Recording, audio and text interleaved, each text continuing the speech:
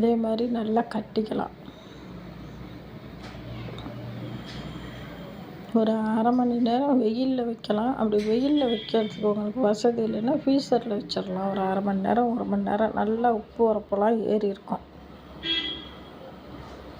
சரிங்களா? ஒரு அரை மணி நேரம் ஆச்சு. இதை நம்ம தவாவில் போட்டு சுட்டு எடுத்துக்கலாம்.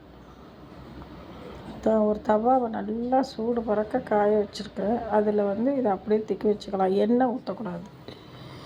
எண்ணெய் ஊற்றாமல் நல்லா பெரட்டி பெரட்டி பெரட்டி போட்டு எடுத்துக்கலாம். சரிங்களா? நல்லா வெந்துருச்சு.